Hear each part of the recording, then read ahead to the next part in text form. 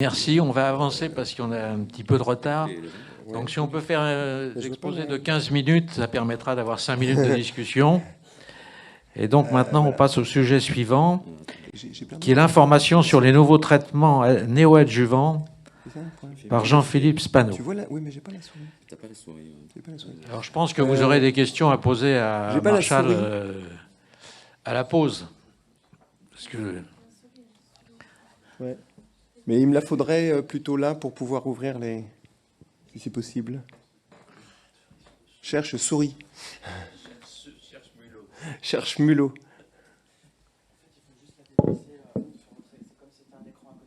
Ouais, vous pouvez venir m'aider? Allez. Super.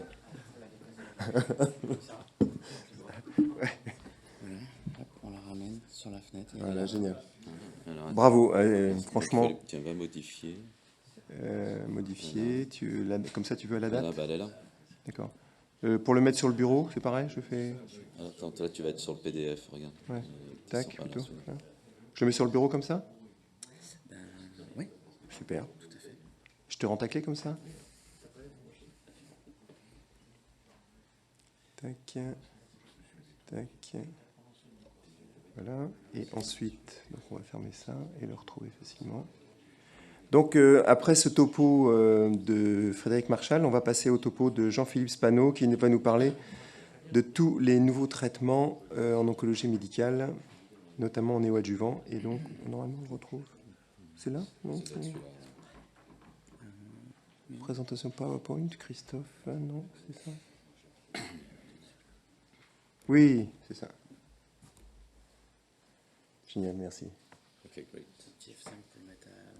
Un petit F5. On va faire ça comme ça, ouais. Tac. C'est parfait. Super. Merci. Merci beaucoup, Jean. Bon, bonjour à toutes et à tous. Merci à Jean-Marc et à Philippe de leur invitation. Donc, je suis Jean-Philippe Spano, donc chef de service à la Pitié-Salpêtrière. Un certain nombre d'entre vous me connaissent. Et effectivement, Jean-Marc m'a demandé un petit peu de faire un état des lieux aujourd'hui de ce que nous appelons cette stratégie de néo-adjuvant. Alors bien entendu, je ne vais pas vous présenter un catalogue. Ce que je vais faire, c'est que je vais vous présenter 2-3 exemples, mais surtout vous dire aujourd'hui que la notion de néo-adjuvant, en fait, s'est modifiée au cours du temps.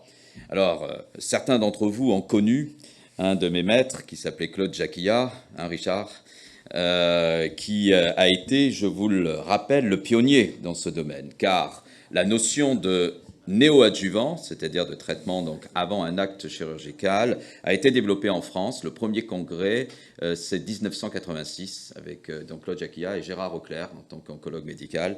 Et donc, et à l'époque, les Américains, je peux vous dire qu'ils ont très mal vu qu'on pouvait faire effectivement un traitement avant une chirurgie. Et aujourd'hui, vous allez le voir en 30 ans, cette notion de traitement néoadjuvant a clairement donc évolué. Et quand je dis qu'elle a clairement évolué, c'est-à-dire qu'en fait, quand Claude Jacquillat, avec ses équipes, bonjour Christophe, a développé le néoadjuvant, le premier objectif, c'était que, bien entendu, dans les années 80, nous avions des patientes, pour parler de cancer du sein, ayant des tumeurs assez volumineuses, et l'objectif étant avant tout d'être conservateur si possible, plutôt que donc d'entraîner d'emblée chez cette patiente ou lui proposer une mastectomie, et dans le but était de faire fondre la tumeur, comme vous le savez. Mais aujourd'hui, cet objectif premier, qui était donc d'utiliser une chimiothérapie néoadjuvante, s'est clairement modifié. Elle s'est tellement clairement modifiée qu'on est bien au-delà aujourd'hui du traitement, même parfois conservateur, puisque je sais qu'il y a des éminents experts du cancer du sein parmi vous, et il n'est pas rare, on a eu même une discussion encore récemment, hein, Gilles, la semaine dernière, il n'est pas rare maintenant même de proposer des chimiothérapies néoadjuvantes chez une patiente ayant un cancer du sein d'une taille, on va dire, entre 1-2 cm. Alors vous voyez qu'on est loin, en effet, de la définition des années 80, où c'était plutôt des T3, donc comme taille, à qui on pouvait proposer cette approche. En effet, aujourd'hui, l'objectif d'un traitement néoadjuvant, c'est ce que Jean-Marc voulait aussi que je fasse passer comme message, au-delà du traitement conservateur, c'est d'obtenir, en fait, très rapidement, ce qu'on appelle une réponse complète histologique. la fameuse PCR, aujourd'hui utilisée comme un marqueur important pour la FDA dans le développement de molécules, car en effet, 2 points importants, cette PCR peut avoir un impact significatif sur la survie, non seulement sur ce qu'on appelle la survie sans événement, mais peut-être aussi la survie globale. Mais deuxièmement, comme je viens de vous l'expliquer, l'objectif étant d'obtenir cette PCR et donc finalement d'étudier la sensibilité de la tumeur à un traitement de chimiothérapie, et ainsi de mieux connaître peut-être la biologie moléculaire, de mieux connaître la génomique de cette tumeur et de mieux orienter également le traitement. Et aujourd'hui, finalement, cette approche de néoadjuvant est devenue aussi, vous allez le voir, un modèle de développement de nouvelles molécules pour avoir très rapidement, en fait, une idée sur la sensibilité thérapeutique. Et puis, bien entendu, lorsque vous avez donc une tumeur, quelle que soit sa taille, mais qui en effet, a des caractéristiques histologiques ou biologiques qui fassent que la probabilité qu'il y ait des micrométastases est importante, l'utilisation très tôt d'un traitement de chimiothérapie ou tout autre traitement va aussi être réalisée dans un but donc de tuer, de détruire donc ces micrométastases. Donc au total, un des objectifs aujourd'hui donc d'utilisation d'un traitement néoadjuvant, c'est ce que je vous disais, c'est d'obtenir rapidement cette réponse complète histologique après chirurgie, qui peut avoir donc un impact, comme vous pouvez le voir sur cette diapositive, un impact sur la survie sans récidive et donc la survie globale. Alors, la question que l'on peut se poser, c'est quel est l'intérêt de faire une approche néoadjuvante aussi par rapport à une approche adjuvante, donc c'est-à-dire un traitement post-opératoire. C'est un petit peu ce que je vous disais à l'instant même, c'est-à-dire qu'on va se rendre compte très vite si la tumeur est sensible à certains types de traitements. Ça va permettre aussi de développer des nouvelles molécules, mais de les développer sur une période beaucoup plus courte par rapport aux situations adjuvantes, puisqu'on va obtenir des résultats beaucoup plus rapidement. Et donc, les Américains disent que du coup, même, on peut faire une économie en termes de coûts de développement de ces nouvelles donc, molécules. Et puis, surtout, ça permet donc de pouvoir obtenir une fonte tumorale, si possible, extrêmement rapidement. Et donc, alors que dans une situation adjuvante, comme vous le savez, nous aurons les résultats donc que beaucoup plus tard. Et in fine, comme je vous le disais sur la diapositive d'introduction, aujourd'hui, on utilise ce modèle d'approche néoadjuvante aussi pour le développement, comme vous pouvez le voir donc, sur cette diapositive, pour le développement de nouvelles donc, molécules, avec comme endpoint, comme disent les Américains, la fameuse donc, PCR. Alors, 2 exemples surtout. Un exemple, on vient de le citer, pour démontrer l'intérêt de ce néoadjuvant et surtout l'arrivée de nouvelles molécules, c'est le cancer du sein. Alors dans le cancer du sein, il y a surtout 2 types de cancers du sein qui prévaut parce qu'ils sont de mauvais pronostics, les cancers du sein surexprimant HER2 et les cancers du sein dits triple négatifs. En 30 ans, depuis 1986, première publication d'utilisation de ce que vous connaissez sous le nom de Herceptin ou trastuzumab, nous avons fait des progrès énormes dans la meilleure connaissance des cancers du sein surexprimant HER2 avec le développement de nouvelles molécules. Parmi ces nouvelles molécules, il y a 2 autres anticorps qui sont arrivés en association ou après le trastuzumab. Une première molécule qu'on appelle le pertuzumab qui fonctionne en couple avec le trastuzumab, ça entraîne au niveau de la cellule, ça fait un double blocage au niveau de cette cellule et on sait aujourd'hui que cette action est synergique avec donc des approbations dans le monde entier dans certaines situations de cancer du sein, en particulier métastatique où l'association des 2 est réellement démontrée comme étant une évolution, moins de plus une révolution. Et donc aujourd'hui, l'utilisation de cet anticorps peut se faire en situation néoadjuvante, et surtout quand on l'utilise en situation néoadjuvante avec le trastuzumab, qui était le seul anticorps à être utilisé avec la chimiothérapie jusqu'alors, nous augmentons ce taux de réponse complète histologique. L'objectif est atteint. Mais surtout, lorsque, malgré tout, on n'arrive pas à obtenir ce PCR, en fait, on peut utiliser d'autres anticorps, et en particulier, vous savez, cette nouvelle stratégie qu'on appelle les anticorps moléculaires dits conjugués, le fameux cheval de Troie de l'oncologie médicale, c'est-à-dire que l'on couple à un anticorps un produit de chimiothérapie, en l'occurrence ici un poison du fuseau, et donc l'autre grand développement chez les patients ayant un cancer du sein surexprimant HER2 de ces 5 dernières années, c'est le développement de cette molécule qu'on appelle le TDM1. En fait, quand une chimiothérapie néoadjuvante avec trastuzumab n'a pas donné les résultats escomptés, on n'a pas obtenu la PCR que l'on voulait, et ben, en utilisant ce fameux médicament T-diamone, cette fois-ci après votre chirurgie, en situation adjuvante, et ben, vous améliorez de manière significative la survie.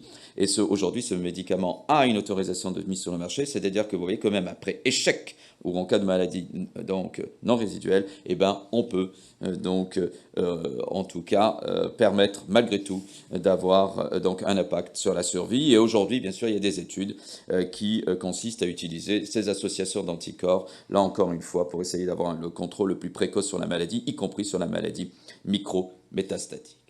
Une des grandes évolutions aussi de ces dernières années a porté sur la meilleure connaissance des cancers du sein dits triple négatifs, l'absence de récepteurs, d'expression de récepteurs hormonaux et donc l'absence de l'expression de HER2. Vous savez que c'est à peu près 10 à 15% des cancers du sein, en légère augmentation aujourd'hui dans leur proportion.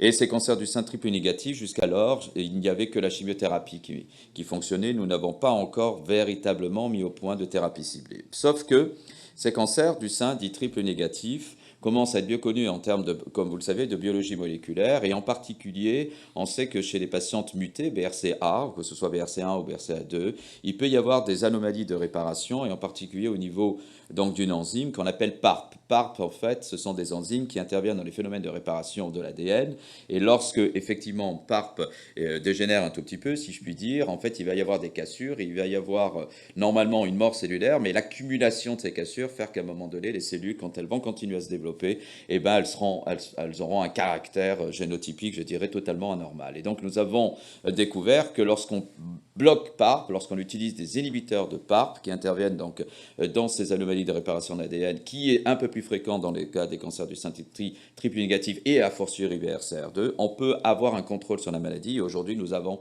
donc des AMM, donc que ce soit dans le cancer du sein, dans le cancer de l'ovaire et d'ailleurs bientôt aussi dans le cancer du pancréas ou de la prostate. Donc ces inhibiteurs de PARP aujourd'hui font partie de ces nouvelles molécules dans l'environnement donc de prise en charge des cancers et en particulier des cancers du sein.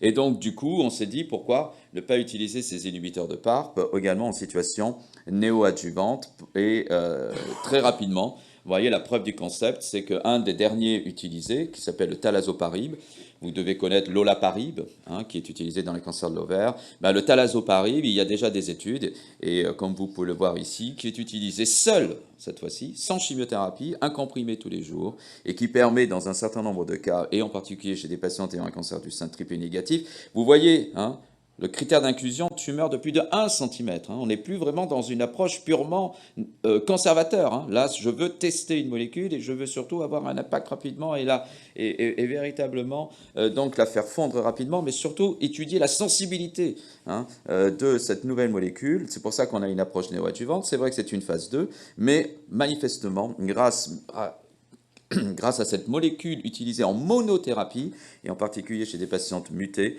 on peut obtenir des taux de réponse qui ne sont pas négligeables, vous voyez, jusqu'à 53%. Et donc aujourd'hui, bien entendu, au-delà de ces phases 1, au-delà de ces phases 2, il y a des phases 3 qui sont en train de se mettre en place, avec des comparaisons par rapport, par exemple dans cette phase 2, par rapport à une chimiothérapie à base de sel de platine. Et donc c'est aujourd'hui, les inhibiteurs de PARP sont en cours de développement en situation néoadjuvante chez des patientes ayant un cancer du sein. Alors, vous n'êtes pas sans savoir que 2013 a marqué l'histoire de la cancérologie mondiale avec l'avènement d'une nouvelle approche thérapeutique, l'immunothérapie.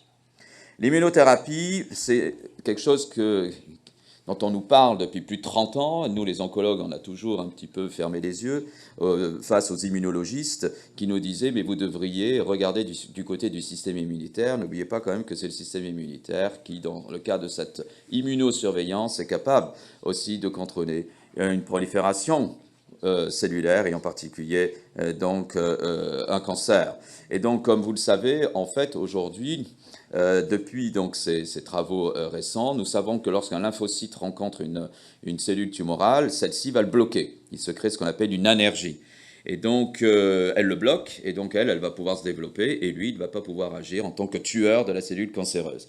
Et bien, nous avons donc mis en place depuis à peu près une quinzaine d'années maintenant des médicaments qui vont aller débloquer ce lien. Ce sont des anticorps qui vont aller jouer sur des récepteurs. Vous avez tous entendu parler de PD-1, de PDL1, de CTLA4, bref, qui sont, vous voyez, représentés ici sur cette diapositive. Et en déliant ce lien, eh ben, ils vont redonner ces anticorps, donc toute la puissance à ces lymphocytes pour aller combattre directement la cellule cancéreuse. C'est la base du développement de l'immunothérapie qui est aujourd'hui, comme vous le savez, devenu un standard dans de nombreux types de cancers, que ce soit les cancers du poumon, les cancers de la tête et du cou, le mélanome, et puis bien sûr bien d'autres encore qui arrivent, comme le cancer de la vessie, etc., etc. Le spectre est extrêmement large. Et lorsqu'on regarde une patiente ayant un cancer du sein triple négatif, on se rend compte qu'il y a une infiltration lymphocytaire extrêmement importante autour, et on se rend compte, et on s'est vite rendu compte, que ces patientes ayant un cancer du sein avaient une sensibilité probable à l'immunothérapie, avec un rationnel, et qui est que, en effet, on a eu des taux de réponse, on a eu le développement de molécules en situation métastatique qui ont maintenant une autorisation de mise sur le marché, et qui font qu'aujourd'hui, on s'est dit peut-être que c'est la nouvelle voie de thérapie ciblée qui s'ouvre à nous, en plus de celle des inhibiteurs de PARP, dont je viens de vous parler. Alors, fort bien sûr de ce rationnel, fort du développement de cette immunothérapie chez les patientes ayant un cancer du sein triple négatif en situation métastatique, nous avons décidé de les développer en situation néoadjuvante.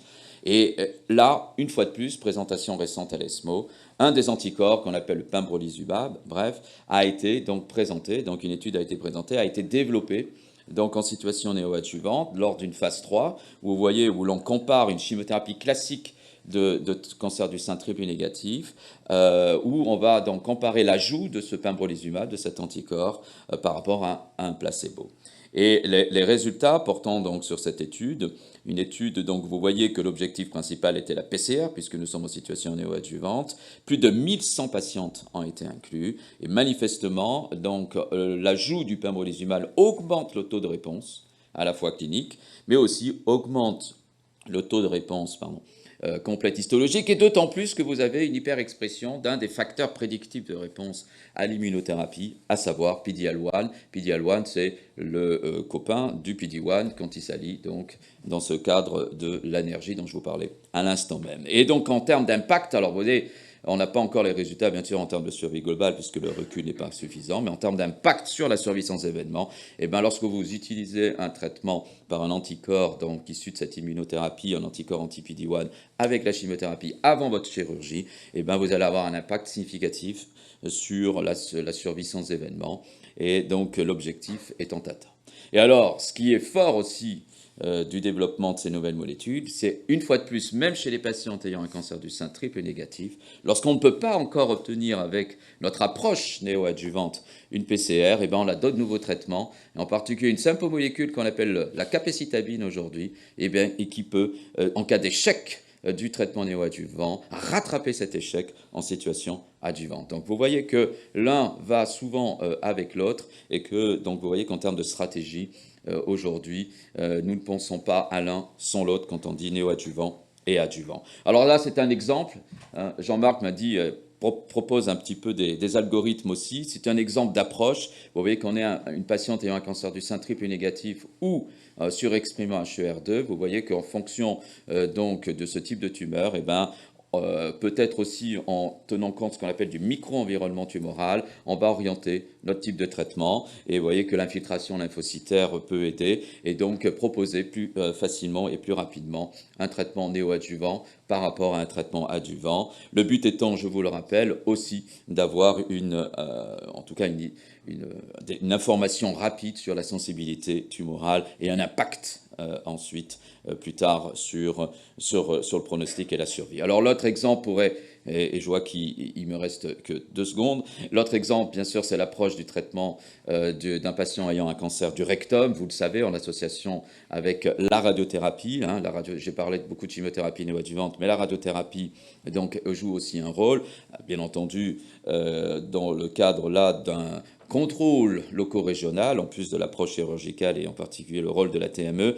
Mais je voulais juste vous citer, vous voyez, cet exemple récent dans une revue de la littérature, Voilà, ça, c'est l'avenir. C'est-à-dire qu'en fait, ça peut vous paraître compliqué, mais aujourd'hui, encore une fois, comme je vous le disais, la biologie moléculaire, donc la meilleure connaissance de certains récepteurs, mais aussi de certaines voies de signalisation et du micro-environnement, fait que demain, en effet, on vous proposera, en tant que chirurgien, d'abord un traitement médical avant l'approche chirurgicale. Donc, en conclusion, ce que je dirais, c'est que par rapport à 86, date clé du développement de cette approche dite néoadjuvante, vous voyez que les choses ont bien évolué. Car au-delà du traitement conservateur, aujourd'hui, l'approche néoadjuvante est même devenue un standard pour un certain nombre de cancers, que ce soit dans le cancer du sein, on vient d'en parler, mais même aussi chez certains patients atteints de cancer de vessie, voire du poumon, et donc le rectum en association avec la radiothérapie, qu'un des objectifs, c'est cette fameuse PCR, cette fameuse réponse complète histologique, mais qui va aussi nous servir de biomarqueur pour le développement de ces fameuses nouvelles molécules. Il y en a bien d'autres encore, en particulier dans le monde des thérapies ciblées, et que l'avancée de la biologie moléculaire et la meilleure connaissance justement de l'immunothérapie, c'est une explosion aujourd'hui d'une nouvelle drogue. Et on va en premier lieu souvent, en plus de la situation métastatique, les utiliser en situation néoadjuvante. Alors, pré ou post-chimio, peut-être que c'est justement, vous voyez, la meilleure connaissance du tissu tumoral et qui nous permettra cette approche, mais probablement que c'est l'approche des deux qui, encore une fois, nous permettra d'atteindre l'objectif principal d'un oncologue et d'un chirurgien, c'est-à-dire la guérison, donc la survie de nos patients. Merci.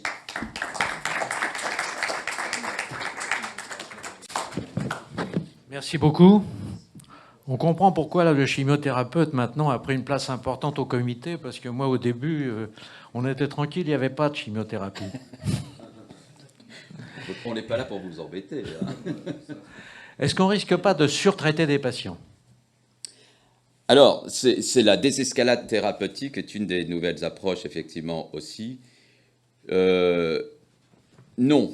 Je ne pense pas aujourd'hui parce qu'en fait, on a un certain nombre d'éléments, et en particulier issus de la biologie moléculaire, comme je le disais, qui nous permettent aujourd'hui de ne pas justement surtraiter. Vous n'êtes pas sans savoir qu'il y a des signatures aussi, mais le moléculaire, génomique, qui nous permettent de dire aujourd'hui ne faites pas de chimio, mais plutôt de l'hormono. Donc non, c'est une approche qui nous tient à cœur. Mais là, vous avez vu les exemples que j'ai donnés, c'est des exemples de cas aussi où ce sont des cancers dont le profil évolutif est plutôt agressif. 10 heures. Jean-Marc ? On a le temps d'une question ou deux questions. Bien. C'était très clair.